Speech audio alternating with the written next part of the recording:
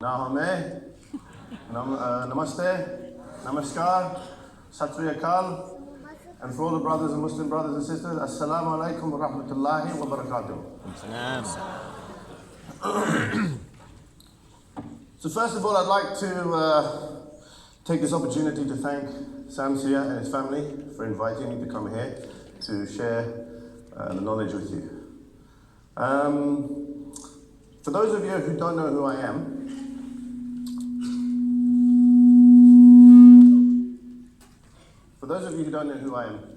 I'm actually a former A&E doctor.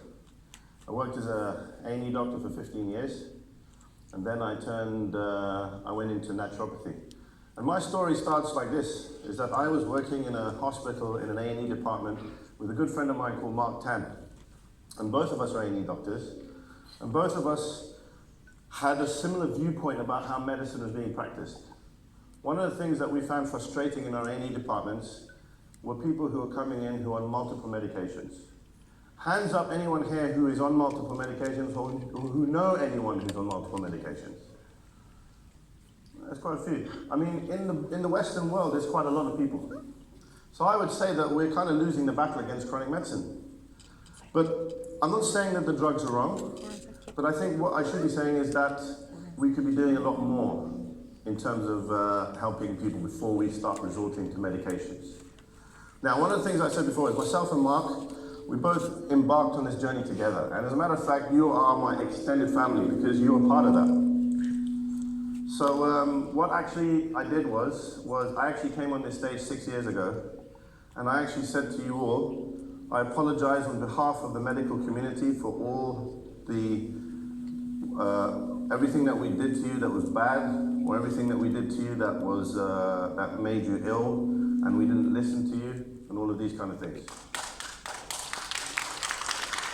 And I still stand by that, even as a naturopath. I apologize on behalf of my former profession for making you feel the way that you did. So this is why myself and Mark Tan decided to change tact. We decided that what we're going to do is try and bridge the gap to find out what it is that we can do as medical practitioners to try and help to resolve this problem. And one of the things was nutrition. And that's why what we did was, we both decided to, when we were here in Malaysia, we said when we go back, we're going to go to the College of Naturopathic Medicine and learn naturopathic nutritional therapy. After 2 years, we both became qualified nutritional therapists. Last year, I said to you that I promised afterwards for a year, in the next year, I'll be a naturopath, and that's what I am now. I'm actually a naturopath as well as a medical. Now, what's the difference between naturopathy and medicine? Well, I think one of the things that we have is more tools in the box. As a medical practitioner, one of the things that you have in your tools, one of the tools you have is surgery, medications, and psychotherapy. Now, these are all very good things. But as a naturopath, we have Chinese medicine, Ayurveda, homeopathy, Bach flowers, we have postural, we have the Alexandra method, we have all of these tools available to us as naturopaths. So we can do more for our patients. And basically, Kangen water is also part of that. So what happened was that, just to give you a small snippet, a guy goes to a fair and he buys a fish. And he loves that fish. Fish is in the fish bowl. He takes the fish home. After 2 weeks, the fish starts to get sick. So he says, what can I do with my fish? He took the fish to the doctor. So the doctor said, give him some antibiotics. So they gave the antibiotics to the fish. Fish started to perk up. Fish was looking good. He was happy. Fish was happy. Within a week, fish died, floating on the water. Man was very upset. So what he did was, he went and bought another fish. Took the fish home. Same thing. After 1 week, fish starts looking a little bit weary. So he says, you know what? I'm not going to take the doctor this time. I'm going to take it to a naturopath. So he took it to the naturopath. Can anybody tell me what the naturopath told him? Change your water, change your life.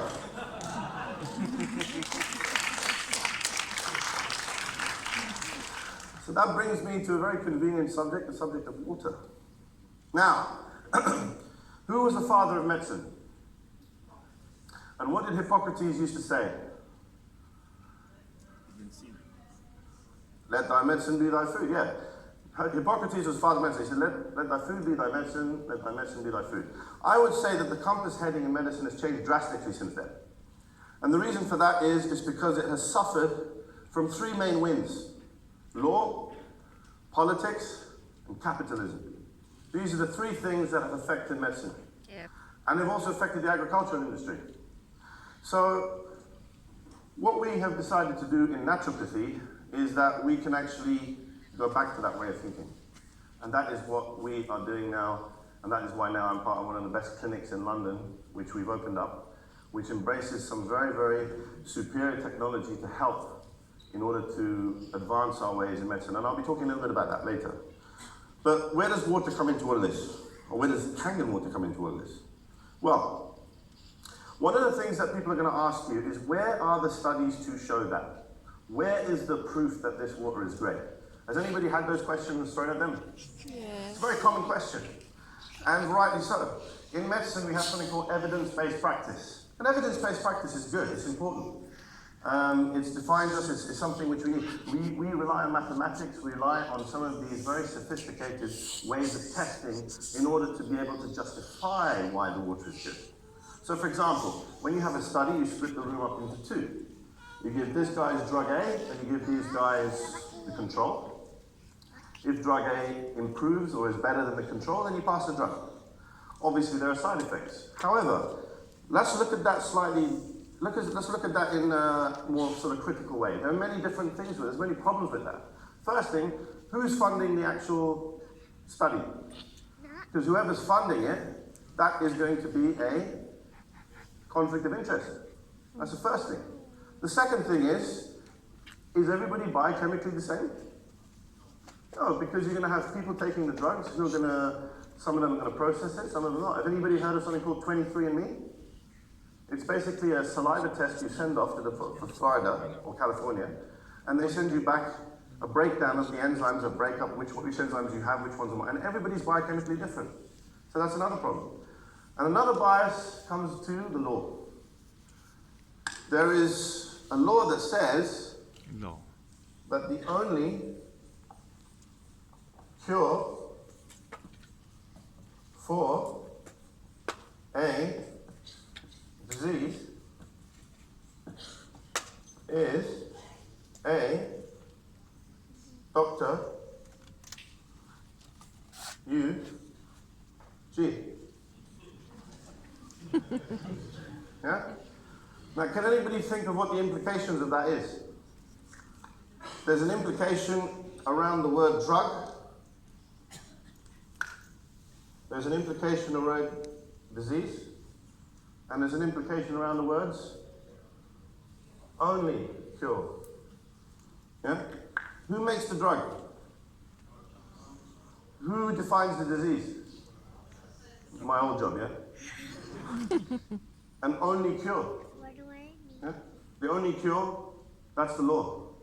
So this is very, very important, because what this means is does anybody eat apples here? Who eats apples? Only 2? 3? Everybody. Oh, okay. What's wrong? Don't be embarrassed, yeah? Apples, what is that? Apple a day does what? Chase the doctor away. So they have this lady called Apple Smith, a lady called Granny Smith, right? So Granny Smith, she promotes apples. She used to say that the apple is very good for cardiovascular system. Apples contain what? Salicylates. Yeah? It's equivalent of taking, one apple is equivalent to taking 3 salicylates tablets. Very, very good for our heart. But it also contains other things. It contains vitamin C. It contains all these wonderful things inside. Some of the things you haven't even heard of. Who made the apple? So who is the best biochemist? Allah. So, he knows better than us. However, this comes back to the studies again. When you do a study, you have to be able to have something that's measurable. So for example, if you make something in the laboratory, you know what it's chemically, you know what the chemical symbol is. Does anybody know what the chemical symbol for an apple is? Exactly. So you can't measure it. If you can't measure it, then you can't test it. Same goes for water. Is water just H2O? Or does it contain other minerals in it? Exactly. So one of the problems, again, you're going to have with studies is that you need to be able to measure it. So these are all the different things that we have to deal with when it comes to trying to prove things. So how do we get around this problem? we have a conflict, don't we? And how do we resolve conflict? What's the best way to resolve conflict? We have to come to common terms between you and I. How do we come to common terms? We have to go down to the molecular and cellular level. Because if we go down to the molecular and cellular level, then we can define what Kangen water is, and then we can define what it is and how it helps the people. So, what we need to do is, first of all, we need to define what Kangen water is. Can anybody tell me what the chemical symbol for Kangen water is? Is it just H2O? Okay. So H2O actually goes through something called dissociation. It goes to H plus OH minus. Yeah? Now, periodic table. So, before we do that, we need to know what this is. We need to know what this is. And we need to know what this is. Right. Now, what are the properties of Kangen water? 3 of them. Who's been paying attention? Alkalization, yeah? So that, how do you test that? pH, right. What does pH stand for? Potential hydrogen. It's actually a misnomer. pH is actually a mathematical term. If you go to pH, P actually means, ready for this? Negative logarithmic concentration of. You all understand that, yeah? Right. All of you are looking worried. Basically, the way to interpret it is just a tool. It's just a measuring tool. Yeah? It's just a ruler. It's a ruler. What are we measuring? Hydrogen. H. Are we measuring hydrogen? Who said hydrogen? Are we measuring hydrogen? That's what Google said. I've got a few things to say at Google. Okay, periodic table. Okay. Now, H is in the top left-hand corner. Once we get that input signal thing out of the way. There's H. Yeah? That's hydrogen. Hydrogen is basically an atom which contains how many neutrons? No, it's a trick question, 0. 0 neutrons. There are, however, some ones that do contain 1, 2, but the majority don't, so 0. How many protons? Protons? 1. What's the charge on a proton? Positive or negative? Positive. How many electrons? What's the charge on that? Negative. These two cancel out, that's how it becomes 0. H, hydrogen. So hydrogen has got 1 atom, 1 proton, 1 electron. Now, pH, we're actually measuring just the proton, not hydrogen. So tell Google, I'll be speaking to them later, yeah? It actually should be pH plus. We're actually measuring protons. Now, yeah, oh, I can hear you guys. Right, so we're measuring protons. So what that is, H is basically 1 proton, and then you have your circulating electron. That's how we usually represent it. Yeah? Electron, positive, negative charge, yeah? So proton is just this. That is your proton. Yeah? That's what we're measuring. Now, that proton, now you're familiar with the pH, yeah? It goes from what to what? What number is the lowest? And what's the highest? 14. 14. All right. Now, the concentration of protons, now what do we call the one that's down here? Acid or alkali? Acidic. And what do we call the one down here? Alkali? Okay. So, is there a lot of protons in acid or just a little bit? A lot. Which one? A lot. There's a lot. So we've got to start here. Yeah? So this means high concentration of protons. And it goes down like this. And pH 9.5 is around about here. Yeah? That's your pH. Yeah? You all understand pH now? Can I move on? Okay. So that's pH. So, the next thing we talked about alkalinization, alkaline water, 9.5. is basically a low concentration of protons. So now we're getting to know a little bit about what Kangen water is. Now, what's the second property of Kangen water? Microcluster. Antioxidation. What is a free radical? No, it's not ISIS, not ISIS. It's a high energy molecule, ion, or atom, which has a lot of energy. Yeah? If I was to steal money from you, how would you feel? You would. And if your life depended on it, and I ran off, you'd steal money from him, he'd steal money from him, he'd steal money from her, and it'll go all around. And do you know what that's called?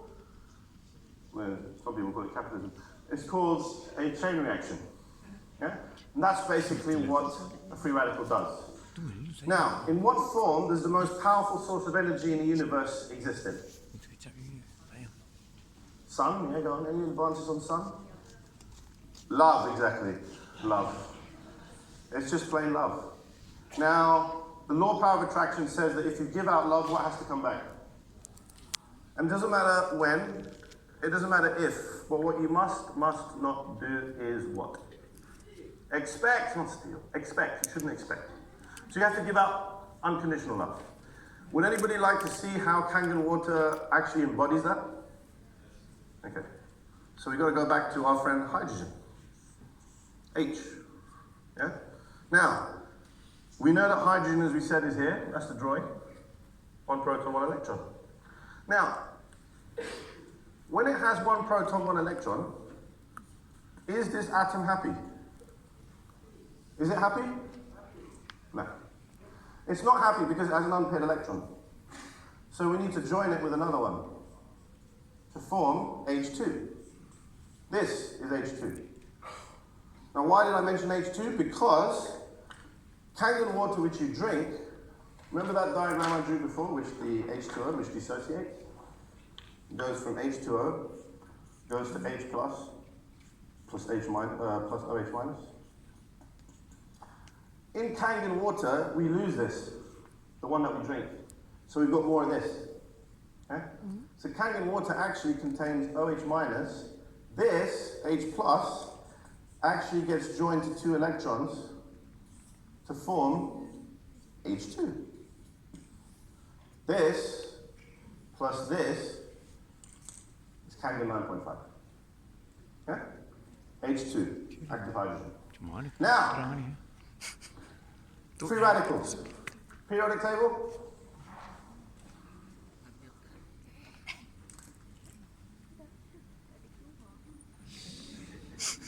Group 7.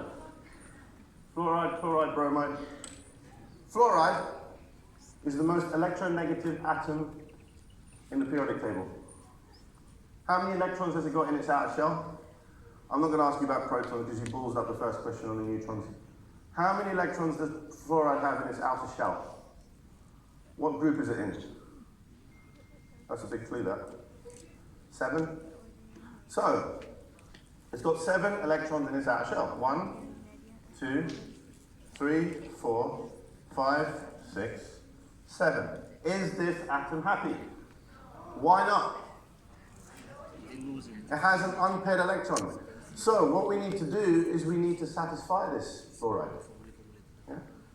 Fluoride, incidentally, is what they put in the water. In some places, actually compulsory to put fluoride in the water. Yeah. Does anybody know what the fluoride does? Is it good or bad for the body? Bad. Why is it bad? Nobody knows. Free will, yeah, it can be. Why is it supposed to be good? What is it in? Toothpaste. So if you're not taking any fluoride, non-fluoride toothpaste, God help you. Because what fluoride does, it actually goes into the pineal gland and causes corrosion, calcification, increased calcification in the pineal gland. And pineal gland, historically and even through the years, has been associated with being able to have ability to have intuition. You women know more about that than us. The intuition, female intuition, will come from that. So fluoride, yeah? So what we need to do is to try and... So this thing will rip electrons from wherever it gets hold of it. So in order to be able to neutralize it, that's where active hydrogen comes in. H2 has 2 electrons shared. What it does, it separates, provides love to the fluoride, unconditionally, and then everything's solved. Solves the problem. Yeah? So if you'd given me money, we wouldn't be in this problem in the first place. You have to spread the love. So, that is antioxidation. The last thing we want to talk about is, what's the other property? Microcluster. Microcluster, right. Now, microcluster, if you go up to a physicist and tell him that Kangen water is microcluster, he's going to laugh at you. He's going to say, what? It doesn't make sense. Because what it is, it's a terminology that we use to try to define something about the property of the water, and it's a very good way of doing it. What it is saying is that it has penetratable properties. It can penetrate any cell. And the reason why is because we know about that, because there's a guy called Peter Agre who won the Nobel Prize in what year? 2003, for finding out that the aquaporin channels in the cells, so it can penetrate the cells. So, the difference between it is this, is we already know, and this is theoretical by the way, is that Kangen water we know is OH minus plus H2. H2, as we said in the periodic table, is the smallest atom in the universe, so there's two of them, and then you've got OH minus. OH minus, if we draw that, if we draw what water looks like, you have oxygen and you have a hydrogen. And it's shaped like this. If you draw OH, it's shaped like this. Which one's smaller and which one's bigger? So which one's going to fit into the actual cell? So what you're actually doing is you're actually hydroxylating your cells, and then it meets up with this proton pair inside, and that's how you hydrate the water inside the cell. Yeah? So that, ladies and gentlemen, is basically your microcluster. So that leads me on to the last part, which is about what happens at the cellular level. The cellular level is this. Can anybody tell me how many liters of water in a 70 kilogram male? 2.1. How many? 15? 50? Any advances on 50? It's actually 45 liters. 45 liters of water in a 70 kilogram male. 70%. How much of that is blood? 70%. Body. What's the most common test that your doctor sends you to the hospital for? A blood test, right? How much of that is blood? It's actually 5 liters running through your body, 5 liters. That's only 1/9 of the story. 1/9, if you think about it. So where's the other 8/9? Where's the other 40 liters of water? How many cells in your body? Between 37 and 72 trillion cells in the body. If you were to suck, the definition of a cell is an enclosed space. We are actually in a cell right now.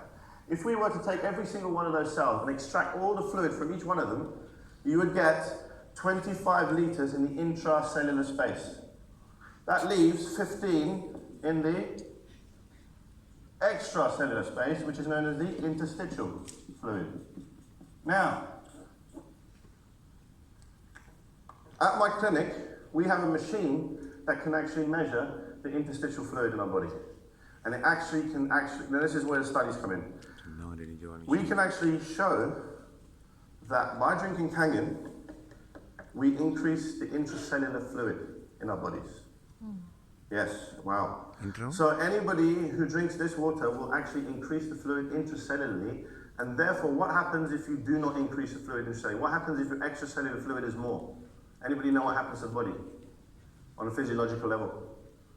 If you have less water in the intracellular fluid and more outside, what happens? Dehydration, which leads to increased histamine. And increased histamine leads to inflammation. Inflammation means that you'll be susceptible to anything. So if you have stress, if you have anxiety, all of those things, the food that you eat, it increases inflammation. And inflammation is one of the causes of pathology. So we can actually define then that if we drink the water, then we increase our intracellular fluid, stop the histamine, and if we stop the histamine, then we get health, no disease. So that's that one. Extracellular fluid, interstitial. Now the last thing I want to say before we leave is, you guys heard of Otto Heinrich Warburg? He's a guy that said that cancer has to survive in a acidic or alkaline environment. Which one? Acidic. So you need an alkaline environment. What's the pH of blood? Between 7.35 and 7.45. If you alkalize the blood, it becomes alkalosis. But remember, this is only 1/9 of the story. So therefore, the water is going away into all the rest of the cells. So Kangen water, how much of that is going to end up in the blood? Probably about this much. This much is going to end up intracellularly, this much is going to end up extracellularly. Yeah? So the majority of it is getting where? Intracellular space. So it doesn't affect the blood. That's why you don't get an alkalosis. So if anybody asks you, if you drink the water, you're going to get an alkalosis, no. It's not like drinking ammonium hydroxide. Yes? It's not like drinking oven cleaner. So pH 7.35 to 7.45. Now, the blood happens to try to regulate this pH very, very strictly. Because when we eat the foods, it acidifies the blood. So what do we need to do? We need to draw it on something else. Periodic table, please. Oh, you're running away now. Okay. What it is that on the left-hand side, you should have kept the periodic table up. Anyway, on the periodic table, on the far left, if I remember this, you've got hydrogen, helium, lithium, oh, there you go. Right. Top left-hand corner, where you've got here sodium, magnesium, potassium, calcium. Those are known as the alkaline. These are known metabolic alkalis. So what that means is, where you've got blood running in here, it draws on that. So for example, what do you get in muscle? Which one of those? 4. What do you get in muscle? You get magnesium. Magnesium gets drawn in here. In the bone, which one of those in the bone? Last time I drew this, it was really bad. Trying to do it properly. Right, calcium gets drawn in here. The cell, how much is high concentration of potassium inside or outside? It's got to be one of the other guys. In or out? Who's in? Hands up, who's in? Potassium. And who's out? Right, and we've got a lot that don't know. Potassium is high on the inside of the cell, that gets drawn in. And outside the cell is sodium, that gets drawn in. So all of these gets drawn in to try to maintain this alkalinity so it stays on this side, towards 7.45. What happens is, this is what happens in pathology. So all of these areas become more acidic. And if you get increased acidification, then what can happen? You get cancer can grow. So to reverse that, if you're drinking alkaline water, which some of it does get into the blood, it's going to neutralize this, bring it back to alkaline, and all these are going to go back. So magnesium will go back to the muscles, calcium will go back to the bones, potassium will go back into the cell, sodium will go into the extracellular space. So then you solve this problem by drinking that. We had a lady, 2014, she was diagnosed with stage 3 lymphoma. She was given 3 weeks to live. She'd already had 2 cycles of chemotherapy. She was on to her 3rd. And they said to her, all the cancer cells came back. And then they said to her that we can offer you chemotherapy, but there's only a 25% chance of survival. So what she did was she gave up. She said to Mark, I'm sorry, I'm going to put my affairs in order. I can't be doing this anymore. So we said to her, listen, why don't you try this? Go and drink this pH 11.5. Kangen 11.5. Husband was a chemist, biggest skeptic in the world. But he was given the job of driving down all the way 40 miles to pick up this water every day, back and forth, back and forth. So what happened was, he ended up bringing the water home. He drank the water, she drank the water, she started to see improvement. She wasn't expected to live into New Year's Eve of 2015. So she went to see her doctor in 2015, January the 2nd. And the doctor was shocked to discover that the cancer cells had regressed on one side of the body. All the lumps had gone down. But then what happened 2 months later, she was improving. If anybody knows any cancer patients, what they do is they send them to places where they can do things like yoga and all these kind of classes. Yoga is very intense. She couldn't last even 20 minutes. Most people, it was an hour class. But when she started drinking this water, her energy levels went up because what does the cell do? If you optimize the cell intracellularly, then it does the job that it's supposed to do, which is to produce product. One of those is serotonin, melatonin. And so you've got to think of a cell as a factory. If we're all working together in this factory, how are we going to increase productivity? We've got to keep all of you happy. We've got to feed you. We've got to make sure the temperature's right. If we cool the temperature down, are you going to work better? No. Well, I wouldn't oil. Some of you might, but not all of it. If it's really freezing cold, you don't want to work. If you're not eating food, you're not going to work. It's the same with the pH.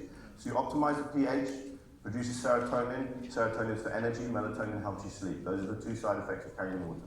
And also you pee a lot as well. So with this lady, she was doing that, energy levels went up. Guess what the family decided to do? They went and bought a competitor machine. She started drinking the water, and what happened? All the cancer cells came back. So what happened was, we were quite mortified by it. So what we said was, listen, it's up to you. So she went, drop kicked that machine, and she went and bought herself a Kangen I think she went for the K actually, or SD501. I think it was the SD501. She got the SD501, and she also bought the turmeric as well. Yeah? She started drinking this. Within 3 months, she went into complete remission. Today, she's digging holes in her allotment, growing plants like what she used to do, and she's living a very peaceful life. On that note, I'd like to end. Thank you very much.